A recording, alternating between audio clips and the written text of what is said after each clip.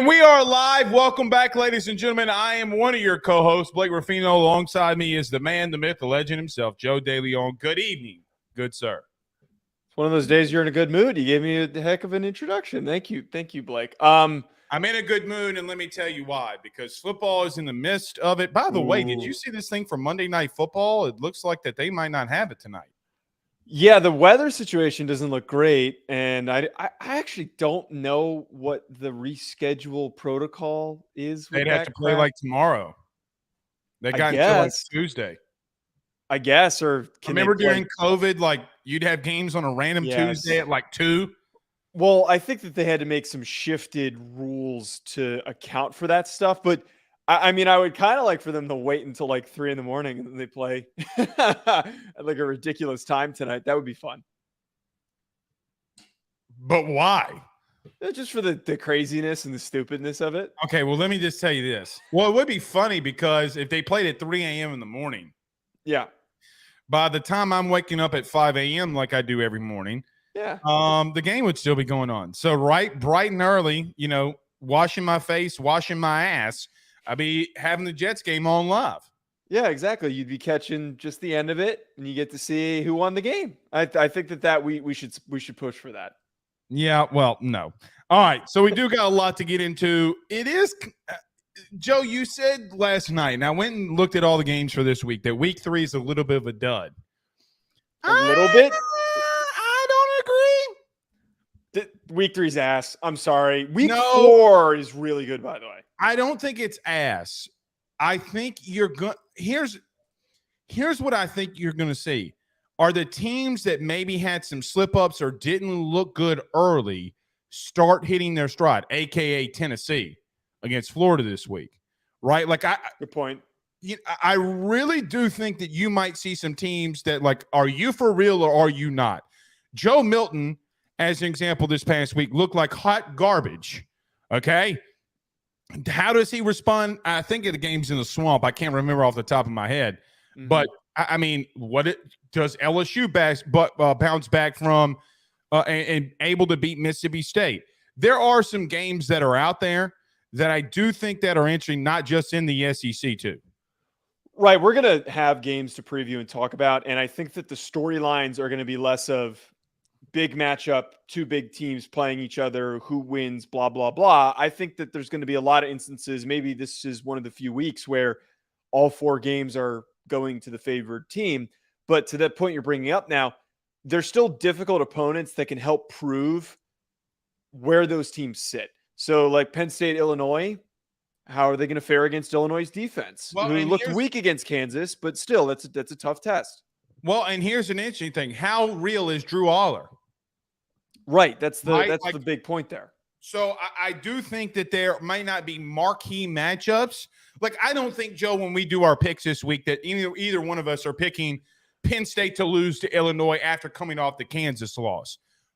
I might get creative, by the way, with the picks this week. I might wait. In all seriousness, I might deliberately pick like none of the ranked teams for their unranked matchups. I think I'm going to try and keep it interesting and pick a lot of unranked, so we don't just both pick the same games and go 4-1. I don't want that to happen. We hadn't gone 4-1 since week 0. Well, okay, but that's because all those games were toss-ups and it was the first couple weeks of the season. And now we've got all these, look, to be honest, lopsided, ranked on unranked matchups. So I don't want to do a full slate of that. Okay. Well, I did get on my buddy Josh Pate about him taking Mississippi State in the 11 points. You Rudy Poo. Did he actually? Yeah, that freaking Rudy Poo. Just so because he's the voice of college football. Oh, he thinks you can pick against LSU. What a dud! I love him to death. I do. All right, I do love him to death. Really good at his job. All right, let's get rolling. Joe, we will reveal our top 10 here today. I can't believe the pushback that I got on this, but was a little weird. Some people calling me out about having Georgia at 1, but until they're dethroned, I'm going to. Yeah, really? Dude. What? Dude, I had a Georgia fan tell me that, like, we ain't playing like the number 1 team. I'm like, oh, God. I know. LSU fans getting on to me. By the way, Notre Dame fans, this always Irish guy. Oh, that guy sucks. Okay, I hate that guy. Why? Did he quote tweet you? He always quote tweets me. I muted him. What did he say? Basically that he has bigger titty nipples than Sam Pittman. Which, by the way, did you see that photo? Sam Pittman got like a D cup. My man, goddamn titties. So much confidence. I'm more in on Sam Pittman than I was before after seeing that picture, man. I'm all in on him. You know, in the 90s, what we used to call those, right? Moobs. Yeah. Man boobs. Yeah. Okay. As somebody who had moobs, I am supporting Sam Pittman. No, I used to have them. I will send you a picture to later after the show. I don't want to see a picture of that. I'm not going to send you a shirtless picture, but I'm going to show you a fat, chubby high school Joe. I will send you a picture. I've already seen it. Have you? You went through my Facebook pictures because you're one of your profile pictures was, I'm a weirdo. It's one of your pictures that I see on the internet. I mean, it's just like you and the muffin top, and my man's got love handles. This is why I hate Facebook. Goes back too far, man. Very true. But it's also why you got to love it, too. So we'll do our top 10. Kansas State versus Missouri. I do think that this is an interesting matchup. I do lean Kansas State, but something is telling me do not give up on the drink just yet. Blake, do you know what the score against Middle Tennessee State was? Yeah, I do. But you know what else I also know? What? Tennessee was tied at half with Austin Peay almost. That's a good point. You know what else I know? You know what else I know? Mm-hmm. I know that you literally had a half last year where Georgia Tech was taking it to Georgia.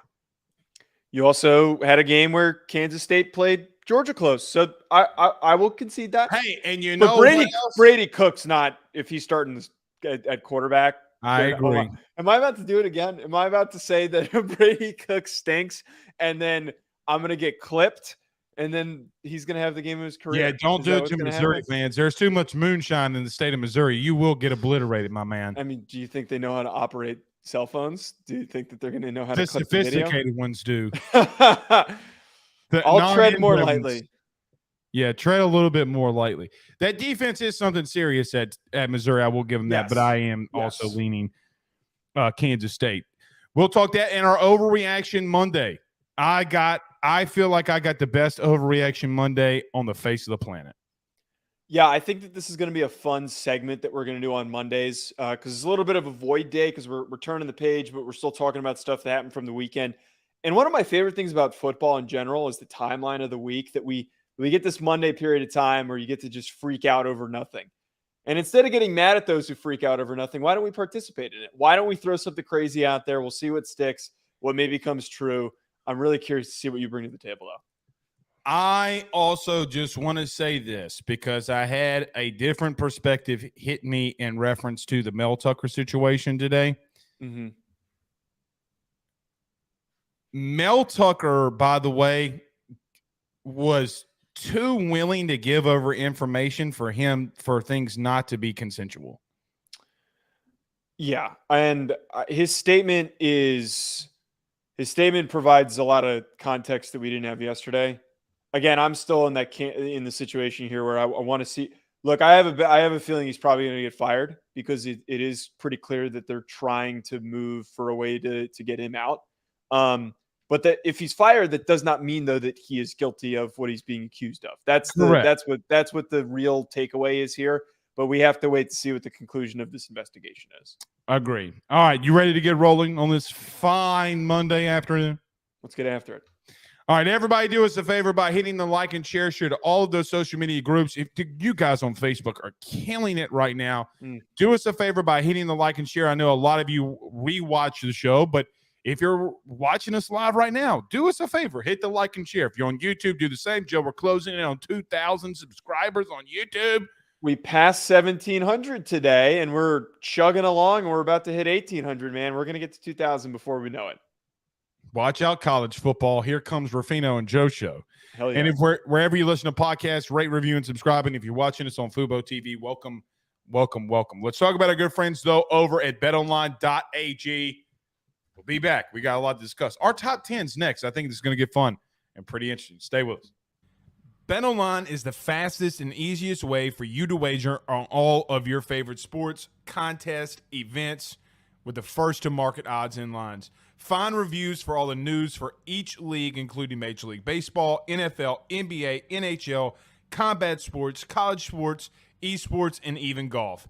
BetOnline continues to be the top online resource for all of your sports information for live in-game betting, props, and futures. Head on over to BetOnline today and use your mobile device to join and make your first sports bet. Use our promo code BELIEVE50, that's BELIEVE50, BLEAV 50, to receive your 50% off welcome bonus on your first deposit. That's betonline.ag, betonline.ag.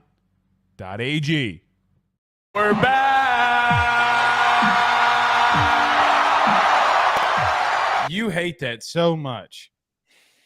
I don't want to give them any more run than they're getting. No, I'm joking. Look, I'm high on Texas. You got them as a top 10 team. So do I. I have them as a top 5 team, and I'm in on Texas. I just hate that sound. I can't explain it. Well, look, they got to get through Kansas State. They got to get through Oklahoma. I mean, it's not over yet. We'll see how this plays out. All right, Joe. Our top 10. So we'll do this every week. So if you don't know, our parent company, Believe, we do our top 10, which, by the way, we need to continue to send those things in about our top 10. Just throwing that out there. But here's our top 10. You want to go with yours first or you want to go with mine? How do we want to do this? Let's do mine first. All right. Here is Joe. Here's Joe DeLeone's top 10. You want to read it out, good sir? Yes. Number 1 for me is the University of Georgia. Number 2, Michigan. Number 3, Florida State. Number 4, breaking in their way all the way up this high into the top 10, I put Texas. Number 5, Washington. Number 6, USC. Number 7, Penn State. Number 8, Ohio State. Number 9, shocker, I put Notre Dame in there somehow. And then number 10, Alabama. No LSU. I will say, and I know this is going to be a sticking point, and we're going to get to it in a second. That didn't bother me. LSU's 11 for me. That's what my point was, and we're probably going to get to that in a second. Do you want to share yours and then we go at each other here? Sure. Not a lot of difference. That's not yours, or that's not mine. This is mine. Look, we have a lot of the same things in here. Basically, the only difference is you have Texas a little bit higher than I do. So for everybody listening on the audio podcast, I have number 1, Georgia, 2, Michigan, who, by the way, I really, really liked what I saw from Michigan this weekend, even though they played Rudy Poo Tech. J.J. McCarthy. By the way, can I tell you something, hot take really quickly? I was close to putting Michigan at 1. I'm fine with that. Really close. Dog, bro. I'm fine with that. Bro, here's the thing about Michigan. I know that they played Rudy Poo Tech back-to-back weeks. They look incredible. But what's going to happen, the reason I didn't was because I was like, what's going to happen when they play somebody with a pulse? So yes. I'm waiting. But if you see me put Michigan at number 1 in the next couple of weeks, don't be alarmed.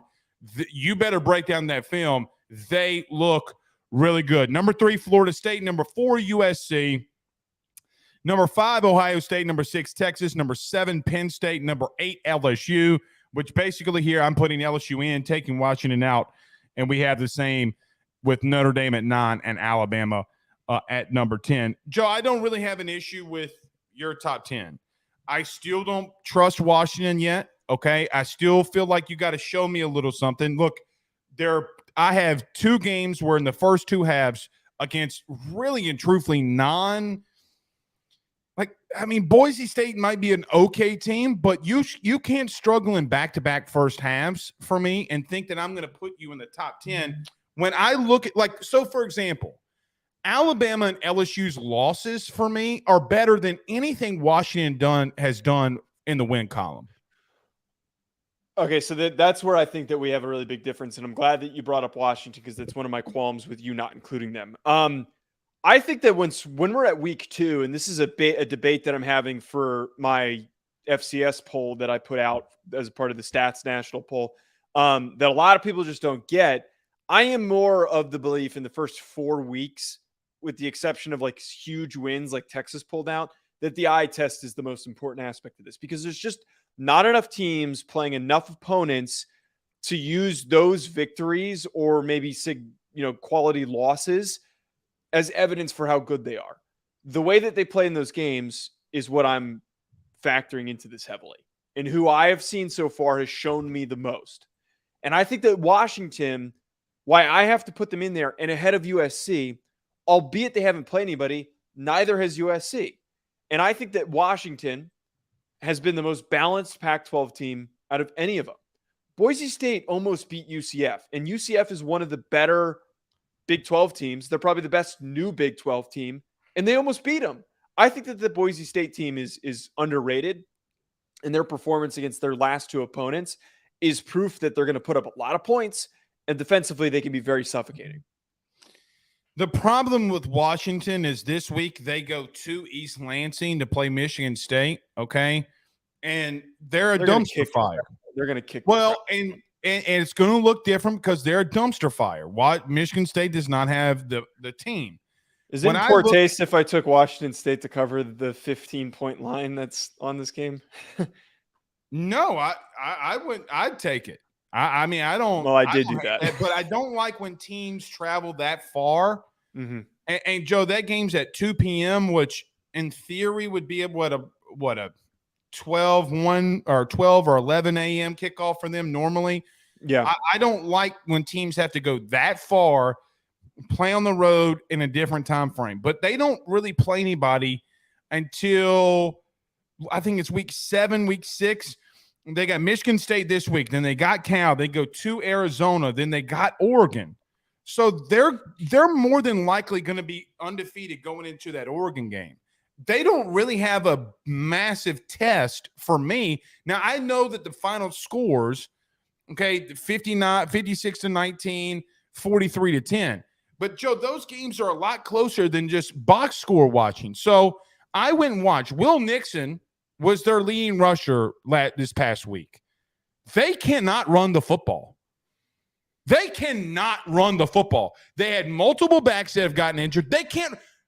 Joe, they're having to throw for 409 yards to create all this. Now, I get it, and I need to probably be careful with that. I don't think that I would put them in the top 12. I'm not saying they're a bad team, okay? Like, I'm not – for an example, let me just put this out. If Penn State loses this week, well, Washington's in.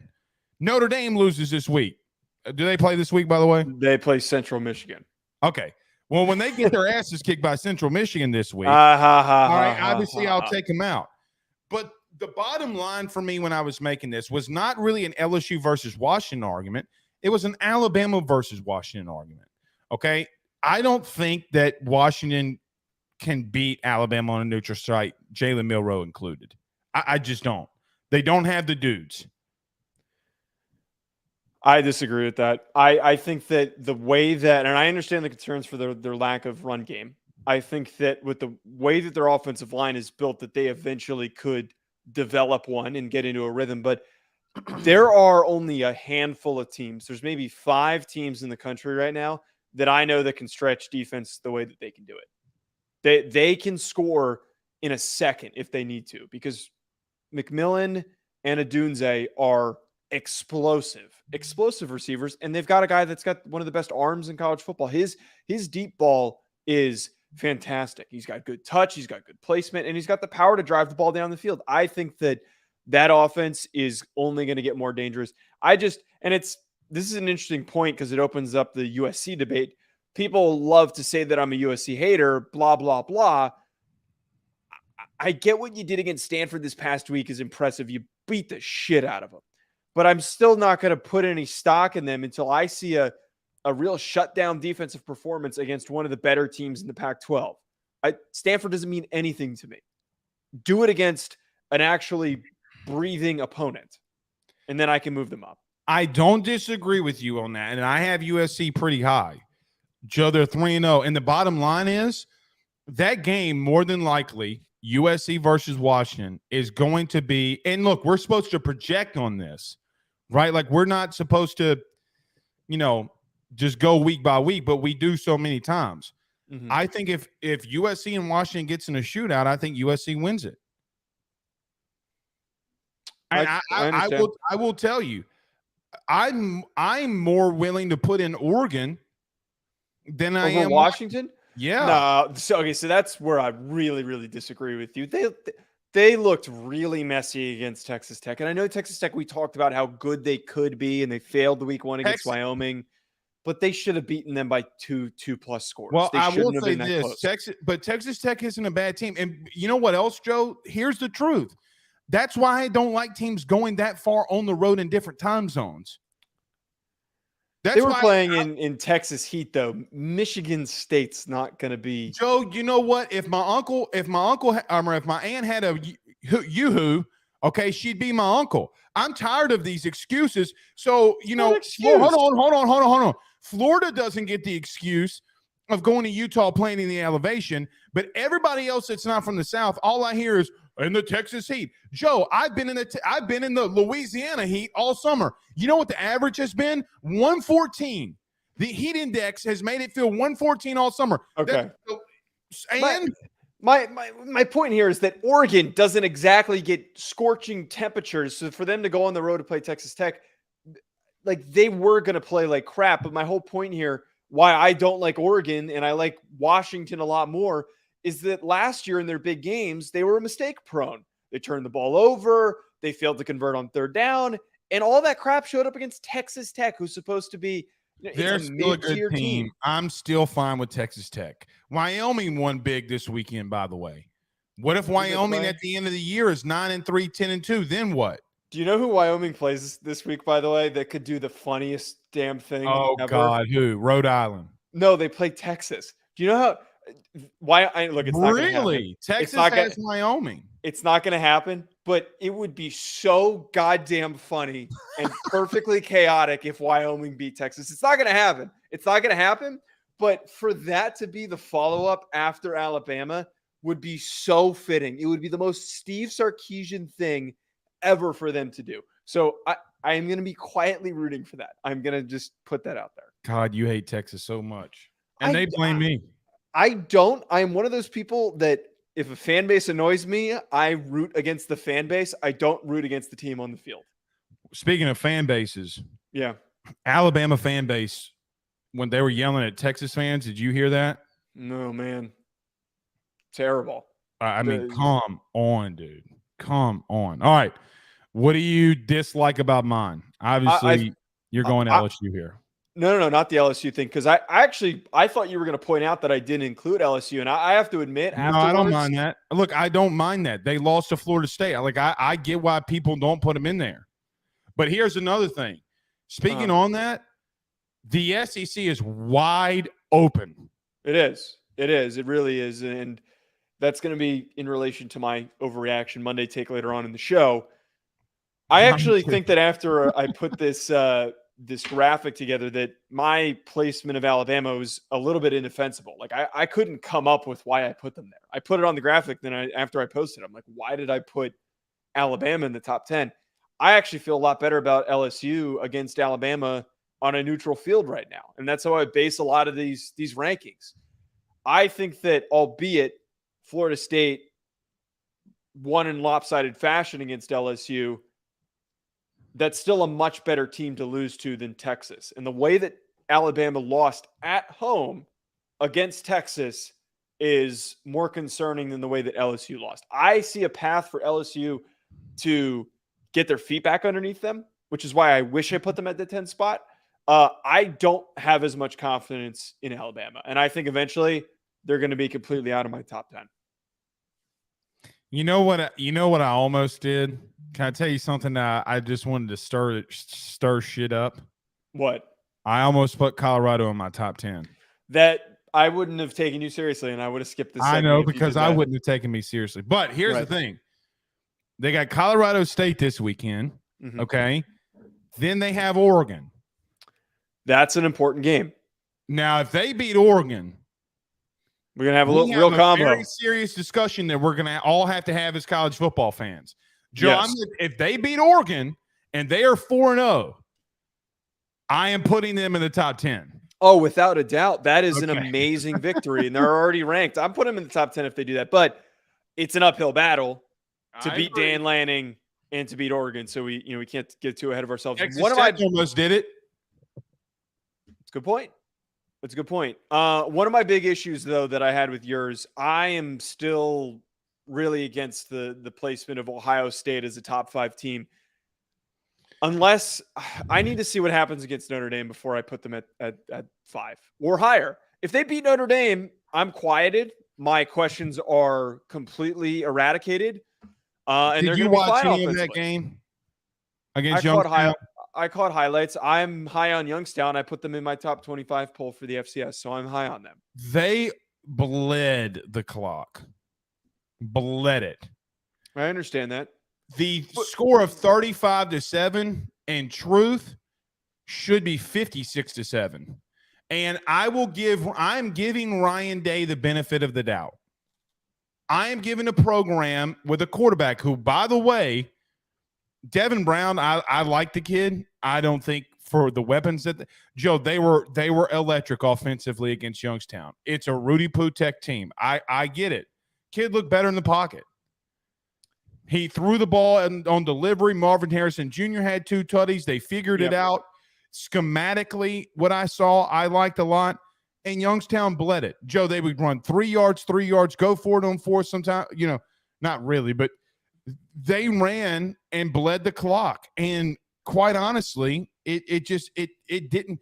The score never. When we stat sheet talk about teams, it never plays out like that. Never. It's fair. I'm watching the game again this morning, and I'm like, what am I missing on Ohio State? And I'm like, no, man, they got top 5 talent. I think they got top 5 coaching, really. I don't think that they suck at – I don't think that – Joe, they just got to – they're going to have to find a way to put it together, and I think that they can. They lose to Notre Dame, fine, but I don't know if they will. I really don't. It's all going to come down to quarterback play, but what's hanging in my head so significantly is that Indiana game, and we only have 2 games to go off of. And I have to look. I'm sorry to say this, I have to throw out the Youngstown State game. That's a good win. You throw it onto the record, and it goes into the resume. Blah blah blah. They might have looked better, but it's against Youngstown State. That is a cleanup game. That's a game where you go out and you do things to clean up the issues. You feel a little more confident, and then you move on to the next week. That performance means nothing to me. Let me ask you a question. Okay. Who are the best 2 college football teams of all time? LSU in 2019 and probably one of the U teams in the early 2000s. Okay. Miami beat Boston College 19-7 when the 01 year, 19-7. Okay. 19 LSU beat Auburn 23-20. There are going to be times when you play opponents, when you're working in new personnel, working in a new quarterback. Joe, wins are very hard to come by. Very hard. I get that. Okay. I just don't think we should overreact to them just yet. Now, am I confident in them? Not really. I'm not confident in them, and I'm playing off of a historic thing, but I'm just not willing to throw in the towel on them just yet. I can understand where you're coming from. It's just I haven't seen anything that they've done that has screamed, this is a top 5 team. This is a team that's going to be banging on the door to the college football playoff. I haven't seen any exposure of that. I have only seen the issues, especially in that Indiana game. I don't even know who they play this week. Who do they play this week? I'm not sure. I'm going to look it up really quick. Probably Rudy Putek. They play Western Kentucky. Okay, so we're not going to have an answer until they play Notre Dame. So I'm going to keep them where they have them, and I'm going to probably bitch at you next week when they only win by 28 or whatever because they run the clock again. And then we can talk about it the following week in week 4, and then it's going to be a really fun debate. All right, continue. No, what were you going to say? No, you have any other issues with mine? No, the only other team I think the honorable mention that we should put in there, I'm really interested about Miami. Okay.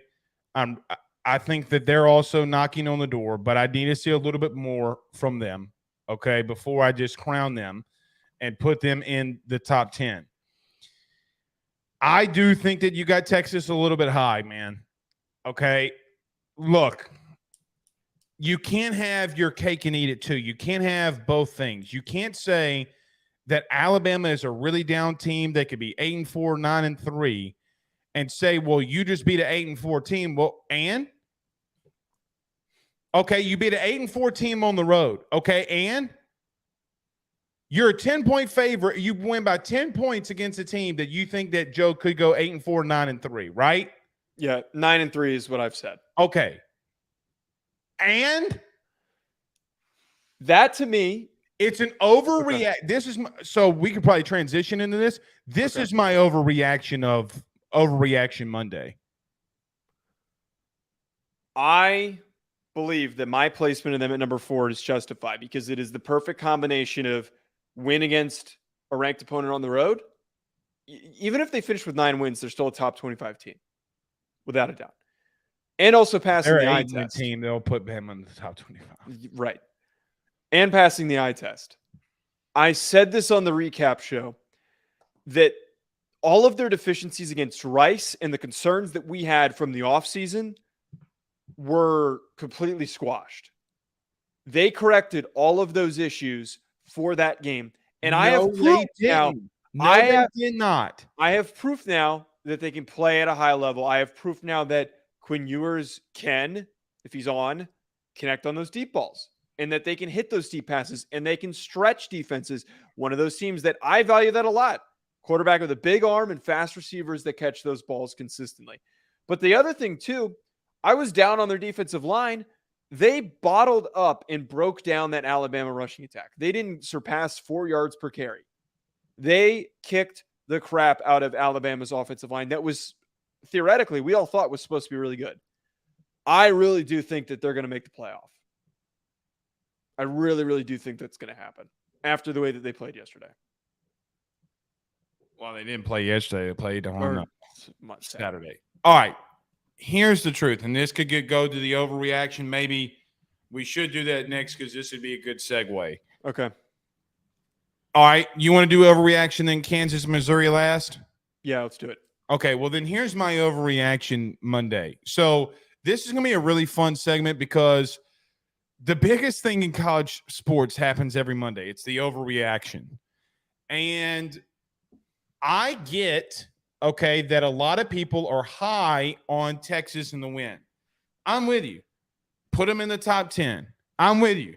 They had an amazing win against a dynasty team and a dynasty that's been had there in Alabama and Tuscaloosa since Saban has been there. I'm with you. But like I just mentioned, you can't say that this Alabama team is really down, and especially that they don't have the guy at quarterback, and go 7 of 18 on third down and say that you really did a lot offensively. No, you didn't. Joe, you're a botched fumble away on fourth down where Alabama gets that ball back, and God knows if you knew what Saban was going to do, he was going to attempt to run, bleed out the clock, and try to maybe get one more score, make it a 6-point game. I know that Texas won by 10. I don't care about the final score.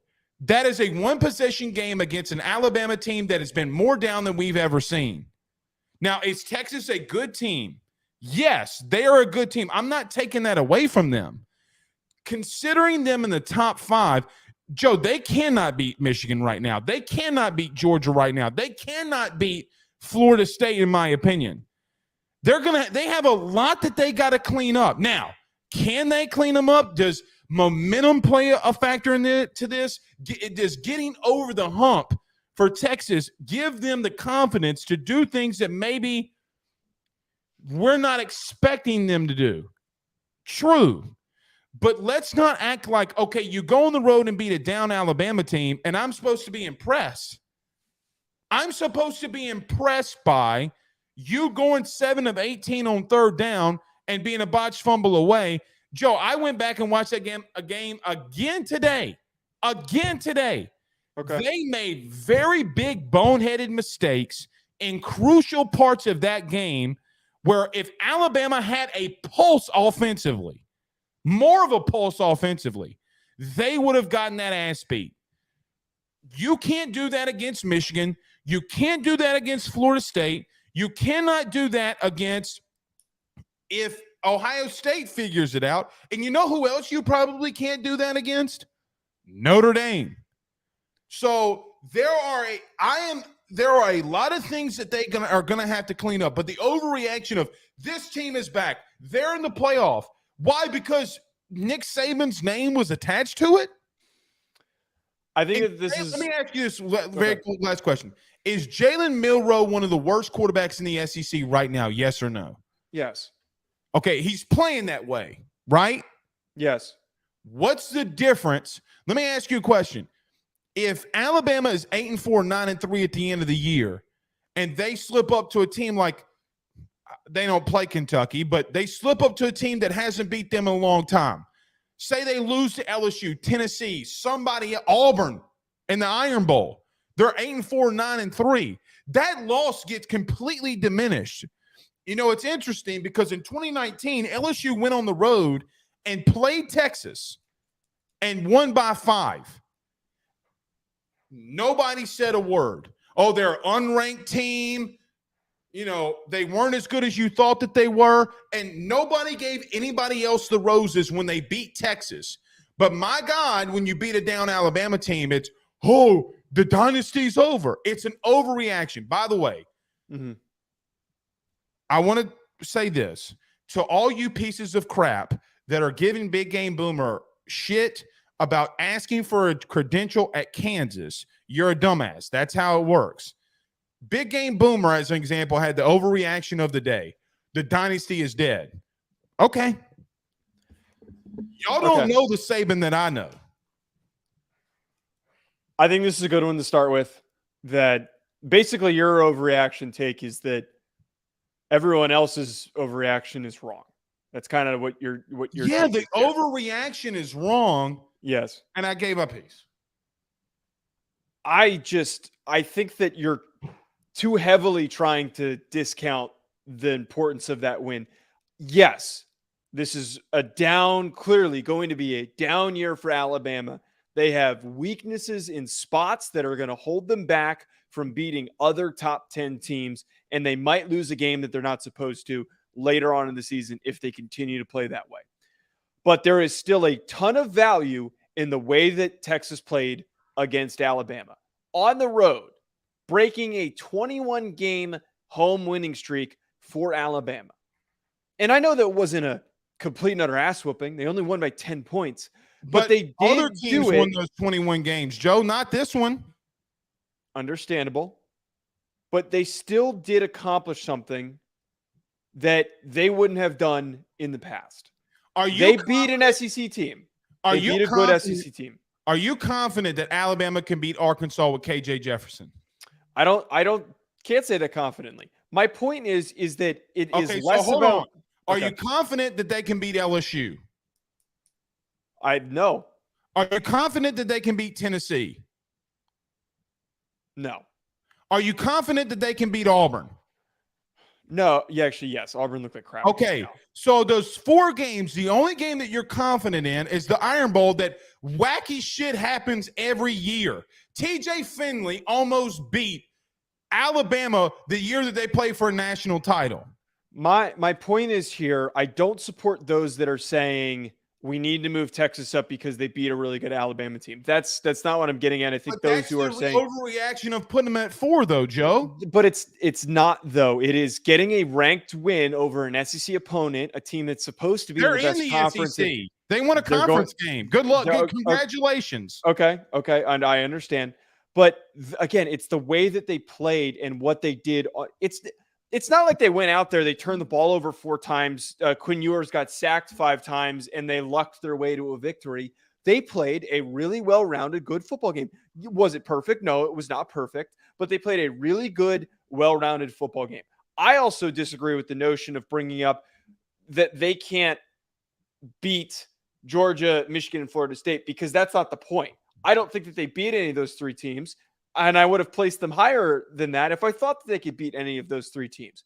I put them at 4 because I think that they lose to any of those three opponents, but they're capable of beating everybody else behind them. If they play the way that they did against Alabama, they can beat any of the teams in the back end of my top 10, without a doubt. But they just have to show up and be consistent. That's the key thing here.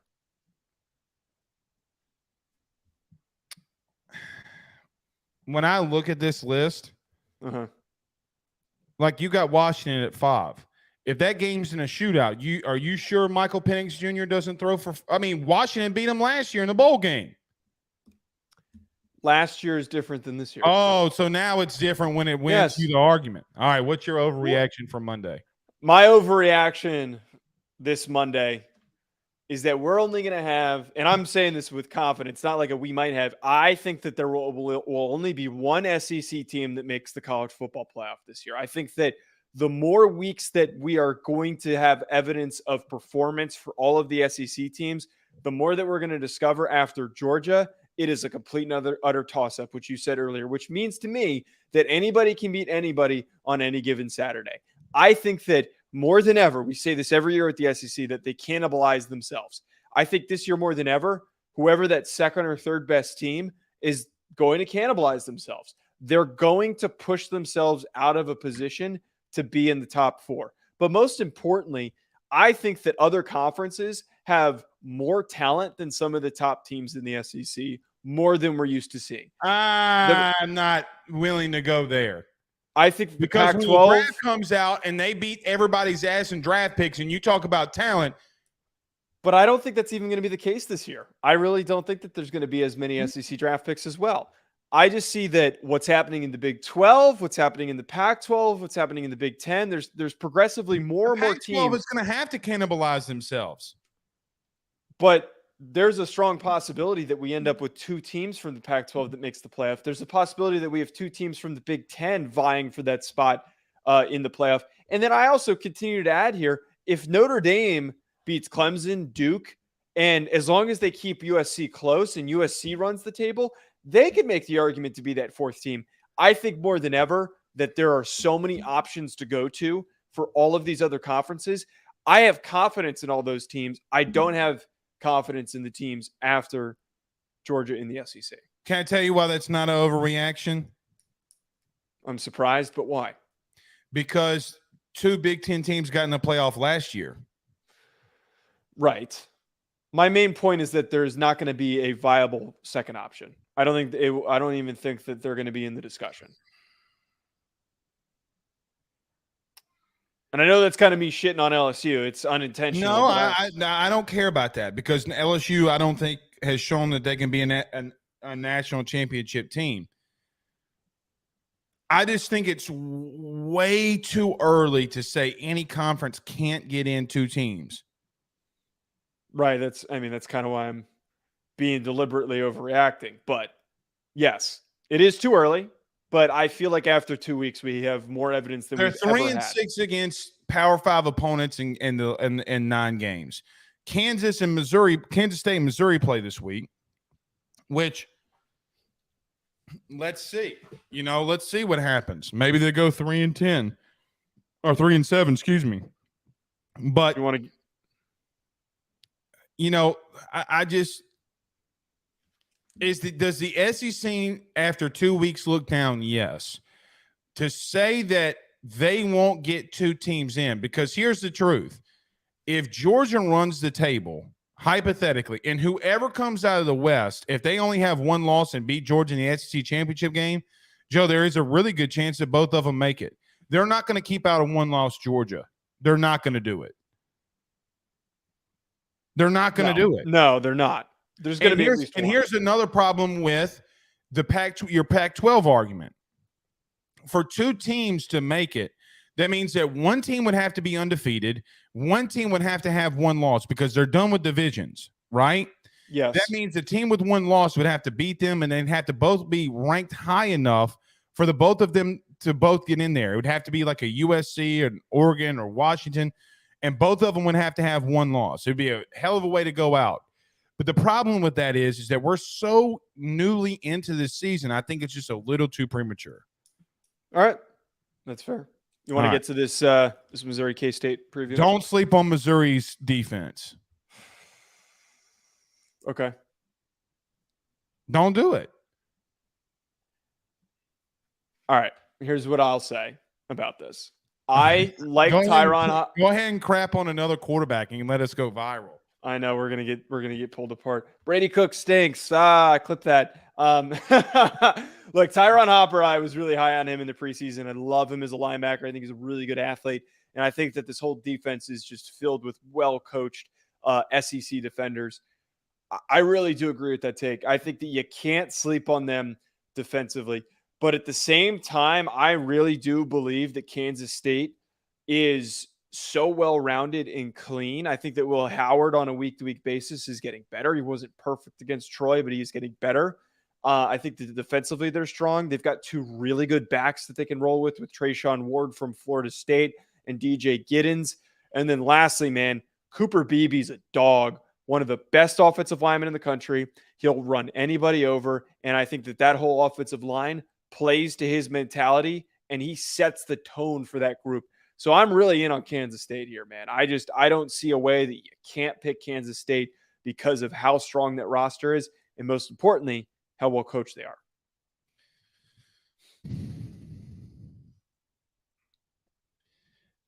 Kansas State is just the better team here, okay? By and large. I agree with you offensively. Missouri is not good enough. I don't think that they're good enough to be able to keep up with a Kansas State. But Kansas State offensively plays right into the hands of Missouri's defense.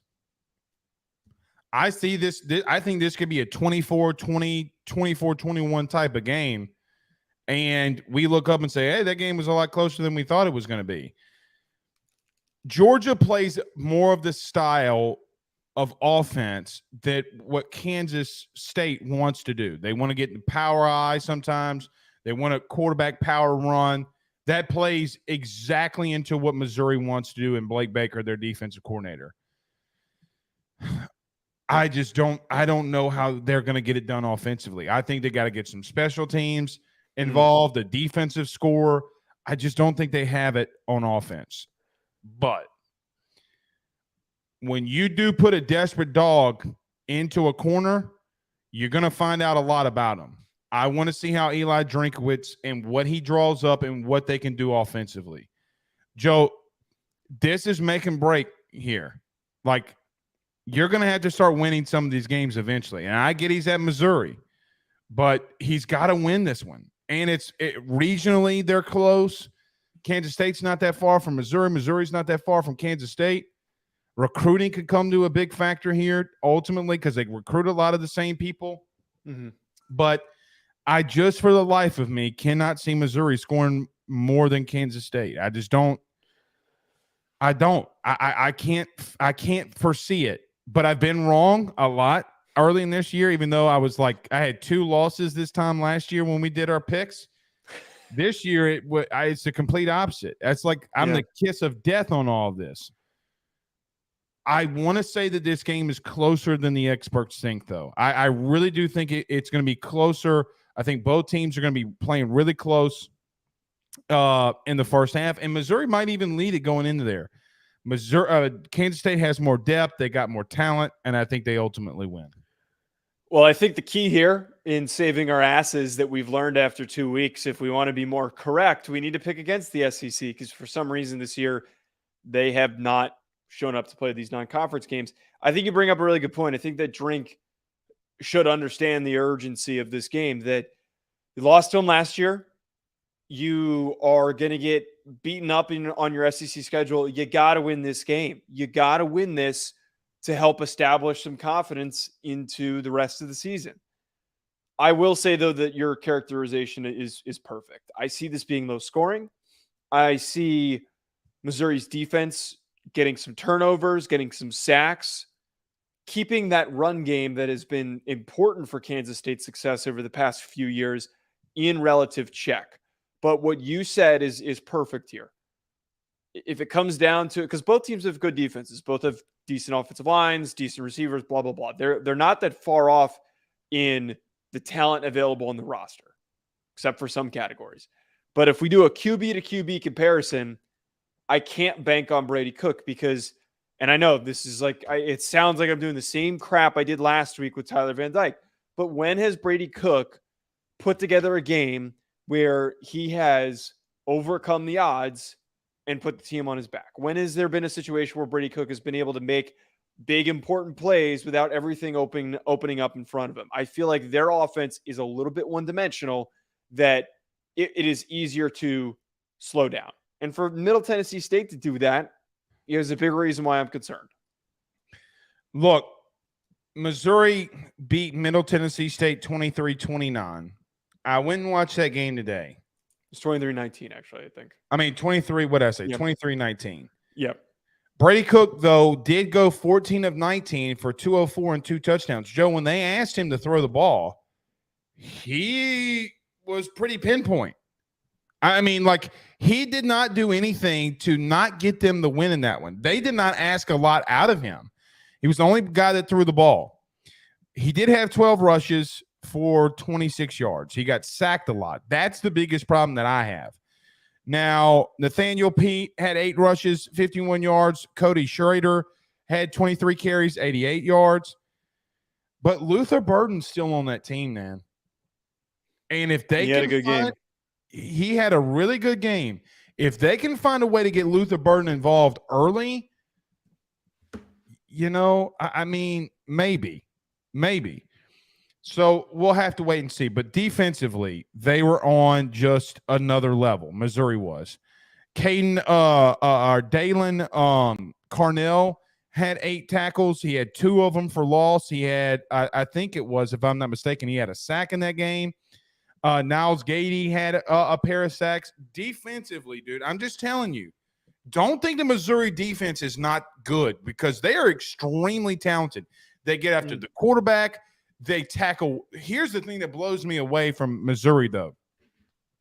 They tackle so well in space. Does that happen against Trayshawn Ward and the boys? We're going to find out. So we'll see. Yeah, and to wrap up that point, again, they've got athletes all over the field, a really well-coached, well-schemed-up defense. That's what keeps them in the ballgame. Can you get some turnovers? Can you score a defensive touchdown? Keep that offense off the field. I think that's a bit of a weird take, but you know, hopefully your offense doesn't have to do everything for you. They can't bail them out. They have to play a perfect game defensively. Inche, I don't know. I'm sorry if I said your name wrong. It says Notre Dame is going to beat Ohio State by double digits. Ohio State's offensive line is suspect and McCord is stiff. Come on, we can't do this.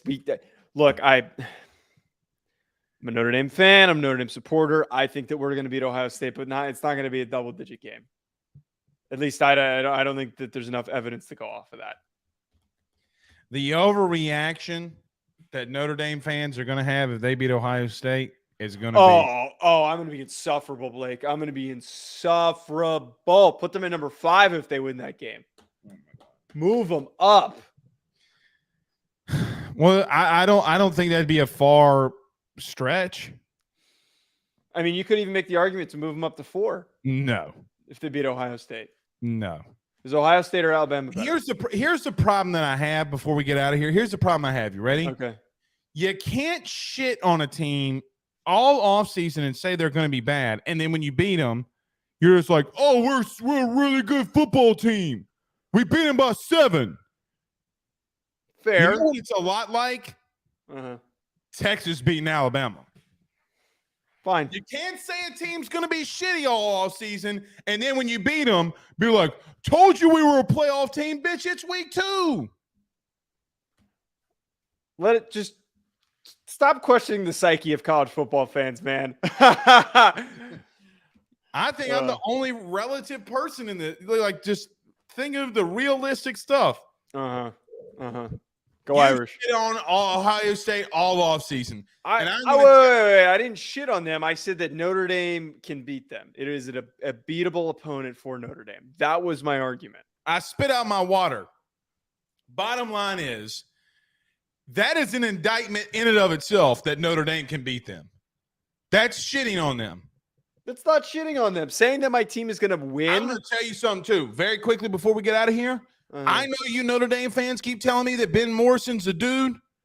Well, you better turn on that NC State film for just a minute and tell me that he did not get his ass roasted a couple times. Guys are allowed to have bad games.